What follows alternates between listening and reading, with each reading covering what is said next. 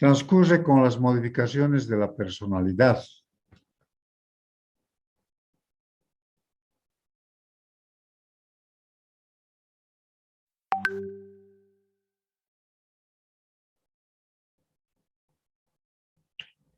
Existe disminución del potencial energético, introversión progresiva, empobrecimiento emocional, hay discordancia, o sea, pérdida de la unidad en los procesos psíquicos. Existe un desflecamiento. El desarrollo de la alteración de la personalidad está relacionada con diferentes síntomas y síndromes productivos. Neuróticoformes, sociopáticoformes, afectivos, delirantes, alucinatorios, principalmente pseudoalucinatorios, hebefrénicos, catatónicos, así como también de trastorno oniroide de la conciencia. Se iguala al retraso mental y las demencias por las profundas alteraciones que provoca y la severa incapacidad que lleva implícita. Hay pérdida de la unidad de los procesos psíquicos, decíamos. Hay desflecamiento. Ustedes conocen la manta y las mantas tienen sus flecos. Entonces, así se desfleca la unidad de los procesos psíquicos, de las funciones psicológicas, o sea, de la memoria, la atención, la inteligencia,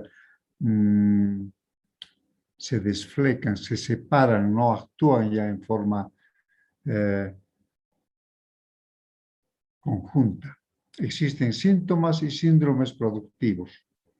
La esquizofrenia es un trastorno incapacitante por su comienzo precoz.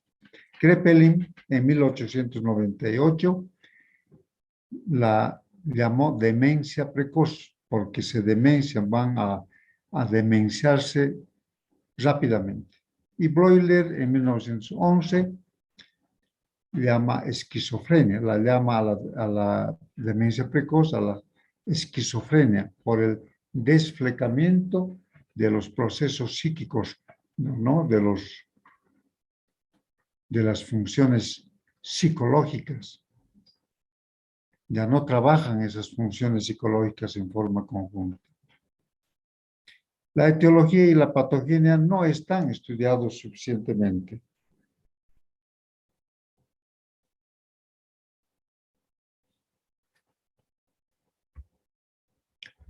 Hay factores hereditarios. Yo conozco a familias íntegras que tienen esa enfermedad que se llama la esquizofrenia. La determinación genética provoca una predisposición probabilística.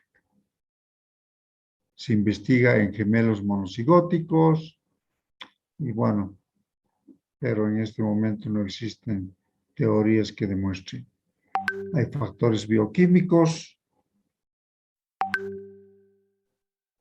factores histológicos, factores neurofisiológicos, los factores infecciosos. La epidemiología, no existe un estudio epidemiológico para establecer una prevalencia. En el mundo, entre 0.3 y 1.3 por 1000 habitantes, entre 15 y 24 años de edad. Los elementos sintomáticos básicos son el autismo, la disgregación del curso del pensamiento y la evolución hacia el deterioro progresivo de la personalidad. Ustedes lo conocen seguramente al paciente Hugo. El paciente Hugo siempre está paradito ahí en la puerta de mi consultorio. Le preguntamos, ¿cómo se llama? No sé, ¿qué será pues? Cuando le preguntamos qué día es, no sé, ¿qué será pues? No mal vestido, no se comunica con nadie. Ese es autista. Tiene disgregación del curso del pensamiento y está deteriorado, ¿no? Está demenciándose. Entonces, falta de unidad de la personalidad.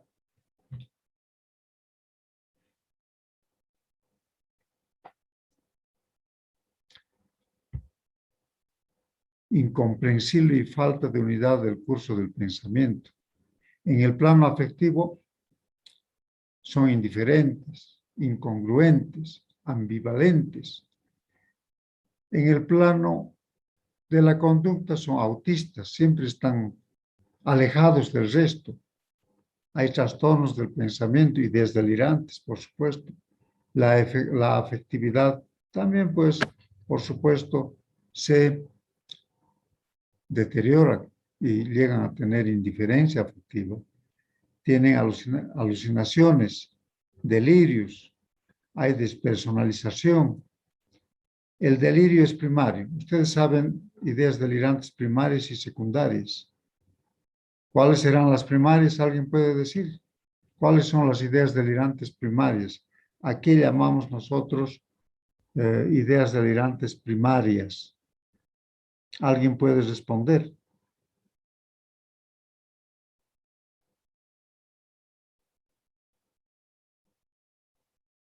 Bueno, en el examen me responderán.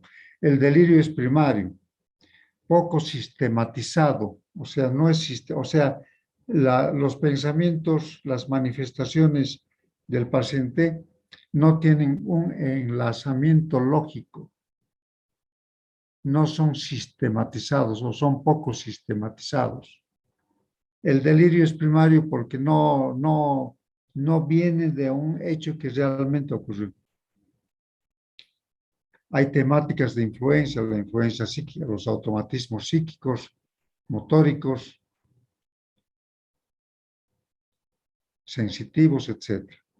La despersonalización y la desrealización. La despersonalización es cuando la persona se siente cambiado, ¿no? Son cambios bruscos que se perciben. La desrealización es cuando ve, digamos, de que todo ha cambiado, de que las casas se están inclinando, de que tienen otro color. Temática de influencia, que son influenciados por, perdón, hola, hola.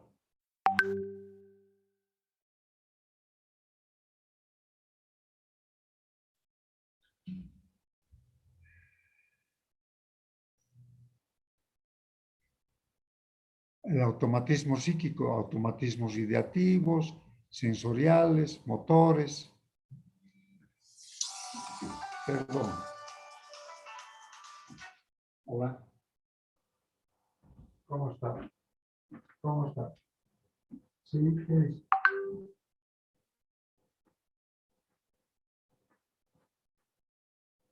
Ya.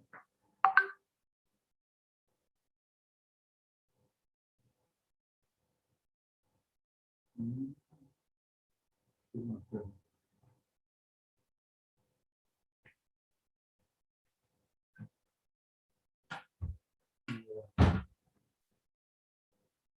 Sí,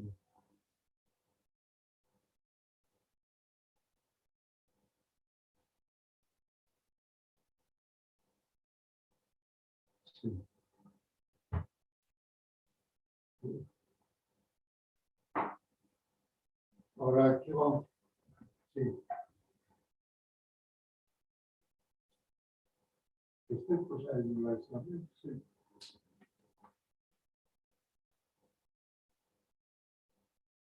Ya, ya, listo.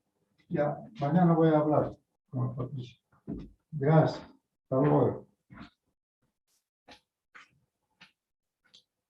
Mil disculpas. Había habido una pelea en la unidad de salud mental. Se agarraron a golpes el Pato con Cristian, pero bueno, hay que tener mucho cuidado en eso, ¿no? Porque el Patricio a veces saca narices, saca orejas. Entonces, existen automatismos.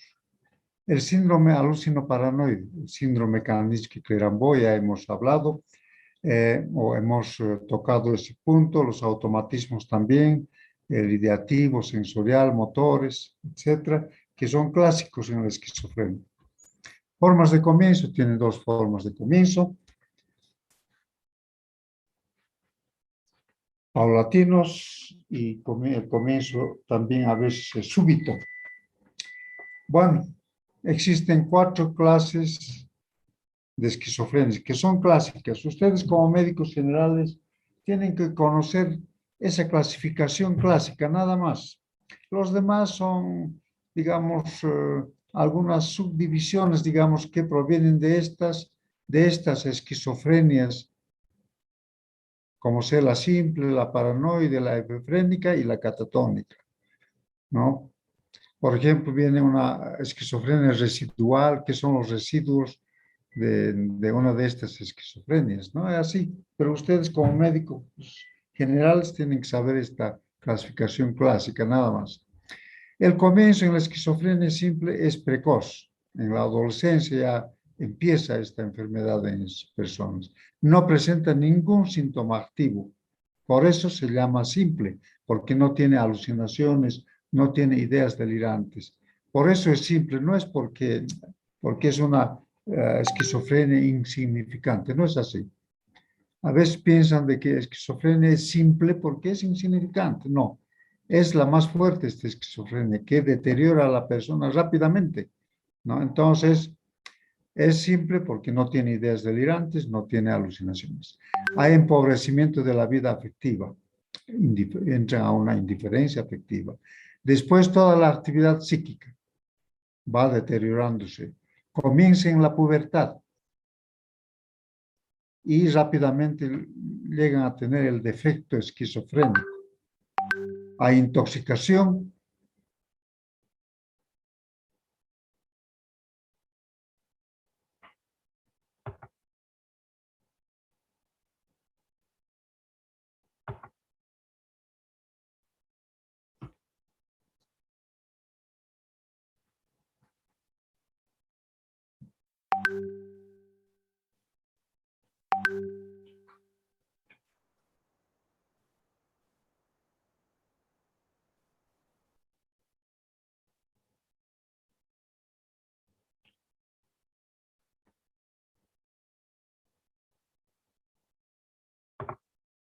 Bien, hay intoxicación metafísica, desorientación, ausencia de la iniciativa y son autistas. ¿Qué quiere decir intoxicación metafísica? Estos muchachos que están en el comienzo de la pubertad quieren, sin tener conocimientos básicos fundamentales, quieren investigar cosas de, qué sé yo, del universo, sin haber llevado algo bien física, matemáticas, química, etcétera, ya quieren investigar algunos aspectos, ¿no? A eso se llama intoxicación metafísica.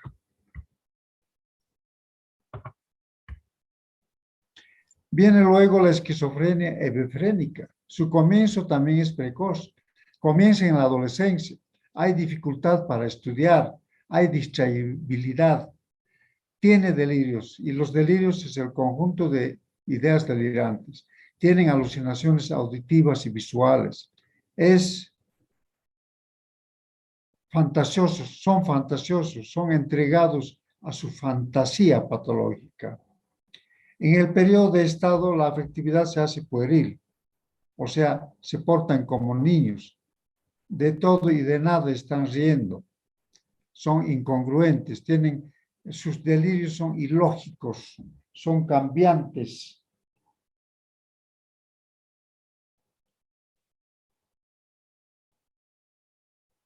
Suele existir síntomas de despersonalización, como extrañeza del yo, extrañeza del mundo. Hay desdoblamiento de la personalidad, la desidentificación del yo, etc. El curso del pensamiento en la etapa precoz se caracteriza por la interceptación del pensamiento en los estados más avanzados, por escisión y desorganización del pensamiento, con su expresión verbal en la disgregación. Hay incoherencia, hay estereotipos verbales, hay neologismos, existen para respuestas. Para respuesta es una sola palabra, por supuesto. Luego está la esquizofrenia paranoide. La forma paranoide está caracterizada por la presencia de ideas delirantes primarias. Ya hemos dicho cuáles son las ideas delirantes primarias. Es la más tardía en aparecer, ya que en sentido general comienza entre la segunda y la tercera década de la vida. Lo más frecuente es que después de un periodo más o menos breve de angustia y desconcierto, haga eclosión el delirio primario, que después se estructura como elemento central del cuadro, junto a las alucinaciones que se aparecen rápidamente y conforman alucinaciones de tipo escenográfico, o pueden ser alucinaciones que meten miedo al paciente. Entre las esquizofrenias es la más benigna esta esquizofrenia, porque el deterioro de la personalidad es lenta. Y en esta esquizofrenia nosotros podemos detectar fácilmente las pseudoalucinaciones, delirios de daño, alucinaciones auditivas que percibe la persona, escucha la persona en su propio cuerpo, especialmente en su cabeza. A eso se llaman pseudoalucinaciones, ¿no?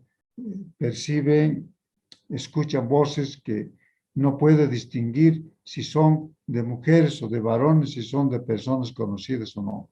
Y el famoso síndrome de Kandinsky-Clerambault, que ustedes ya saben. Existe periodos de remisión, por supuesto. Por eso es la más benigna esta esquizofrenia.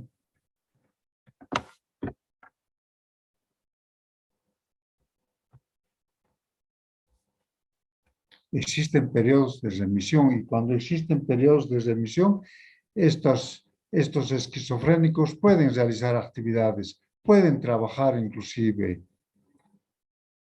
como en el caso de la película Mente Brillante. No sé si ustedes tuvieron la oportunidad de ver.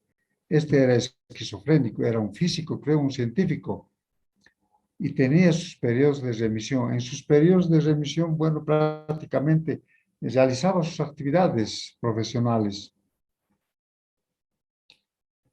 Como dije hace minutos atrás, es una esquizofrenia benigna, tiene remisiones. Estos pacientes con el tratamiento adecuado pueden trabajar y realizar sus actividades. Y viene la esquizofrenia catatónica. Hay alteraciones de la psicomotricidad. Lo más importante de esta esquizofrenia es la crisis de estupor, o sea, el cuadro catatónico. Son como muñequitos de cera o de plastilina. No se les puede colocar en posiciones incómodas y están hasta que nosotros decidamos, digamos, colocarlo en otra posición. Y estos pacientes no se alimentan, no responden a las preguntas, son como estatuas. Y en esto es muy importante comprobar, por ejemplo, si está en un cuadro catatónico o no, comprobando si la almohada psíquica es positiva o no. ¿Cómo hay que comprobar? Se lo hace echar al paciente, por supuesto la cabeza tiene que estar sobre la almohada y de pronto se jala la almohada, ¿no? Y la cabeza queda en el aire, como si estuviera continuando sobre la almohada. Entonces, se califica como positivo. La crisis de excitación. La crisis de excitación se caracteriza por presentar movimientos continuos, movimientos caóticos en las personas enfermas con esquizofrenia epifrénica. Sus movimientos no tienen ningún fin.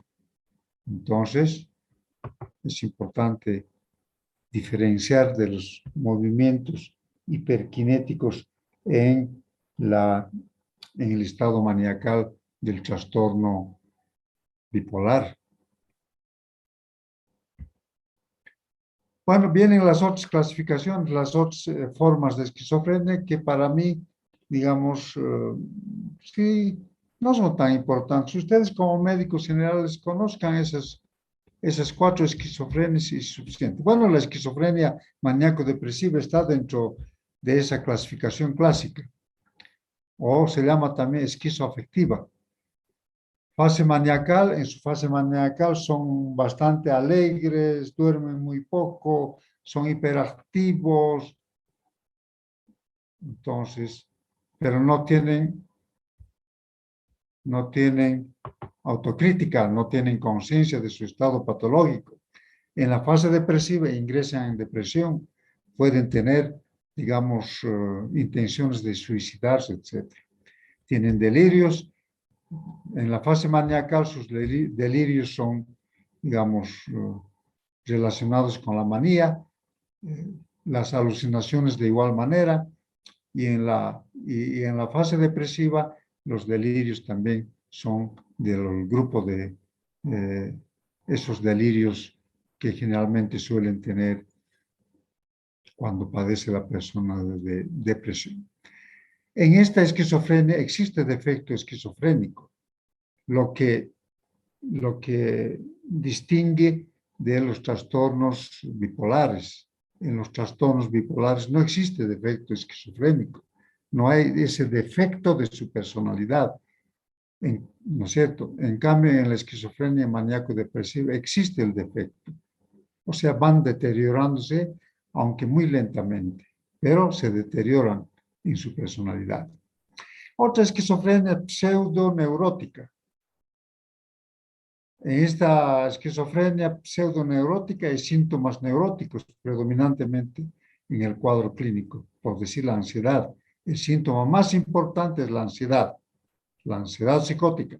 Puede estar con síntomas obsesivos, fóbicos. Posteriormente presentan síntomas específicos de la esquizofrenia. Yo tenía un paciente que tenía este problema, ya era mayorcito. Era cuando yo estuve realizando mi residencia. Hay fobia, tenía obsesiones. Cuando caminaba, tenía que caminar sin pisar las rayas de la cerámica, ¿no? O tenía que caminar solamente, pisando solamente las cerámicas de un solo color, ¿no? Y a veces se equivocaba y tenía que regresar de nuevo a pasar sin pisar las rayas o las cerámicas de otro color. O tenía que ponerse los pantalones sin tocarlos, y cuando los tocaba tenía que volver a colocarse. Posteriormente presentan síntomas específicos de la esquizofrenia. Claro, estos comienzan como una neurosis, con su ansiedad, su depresión, pero a la larga ya se notan algunos otros síntomas de la esquizofrenia. La esquizofrenia infantil se presenta antes de la adolescencia. Hay autismo precoz, dificultad en la comunicación, demora en aprender y hablar, incapacidad para diferenciar objetos animados de los inanimados.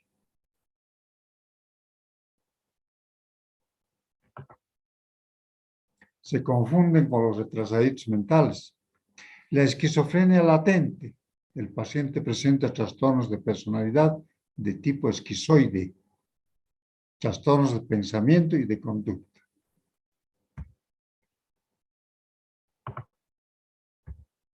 La esquizofrenia crónica indiferenciada es una esquizofrenia de largo tiempo que no se ha desactivado. Los síntomas se encuentran entremezclados. La esquizofrenia es residual cuando el proceso se ha inactivado, solo quedan síntomas defectuales, logra una readaptación a la sociedad, como en esa película de Mente Brillante, ¿no?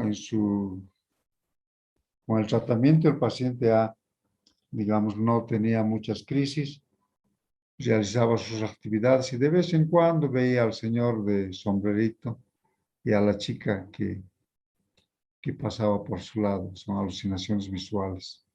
Eso era lo que le quedaba en este señor, que tenía ya esquizofrenia residual, que digamos, en síntesis era un esquizofrénico paranoide.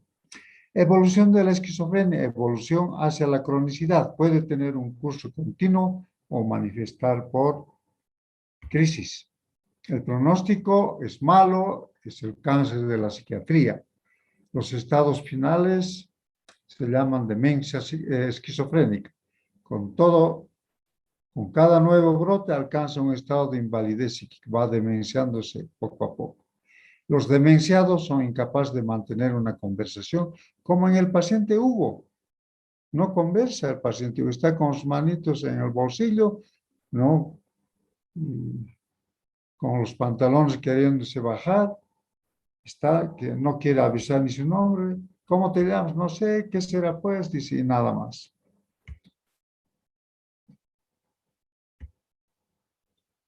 Muy bien, el tratamiento es con neurolépticos y la terapia ocupacional es muy importante. A comienzos de la esquizofrenia, sí, los resultados pueden ser positivos, pero con un tratamiento ya tardío es difícil a que el paciente recupere por lo menos un buen porcentaje. Cuando hablemos en las prácticas de los enfermos mentales, vamos a tocar la esquizofrenia. Voy a hacer la demostración de algunos pacientes esquizofrénicos para que ustedes les conozcan a ellos y conozcan sus alteraciones. ¿Alguna pregunta?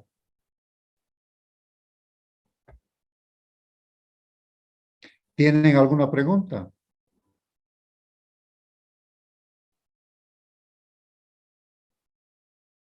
Muy bien, si no tienen ninguna pregunta, me voy a despedir hasta la siguiente oportunidad. Lo que yo quería consultarles es lo siguiente. Estamos un poco atrasados y el examen es a mediados del mes de septiembre. Nos toca avanzar por lo menos 7 temas para el examen de segundo parcial, ¿no? Perdón, quise decir de que el examen del segundo parcial es a mediados de septiembre y van a dar aproximadamente de 7 temas y estamos un poco atrasados. Lo que yo les quiero proponer es lo siguiente. En esta semana les mandaré una grabación del siguiente tema. En esta semana les mandaré una grabación para que ustedes puedan leerlo, verlo en su tiempo libre. Eso es. No sé si están de acuerdo con eso. Yo quisiera que su presidenta luego que me escriba a mi WhatsApp sobre esta sugerencia que les hago. Los del tercero han aceptado y vamos a llevar adelante también ese método de enseñanza. Muy bien, hasta luego. Cuídense mucho, pórtense bien. Hasta la siguiente semana. Hasta luego, doctor. Hasta luego, doctor. Hasta luego. Hasta luego. Hasta luego. Hasta Hasta luego, luego. doctor. Hasta luego.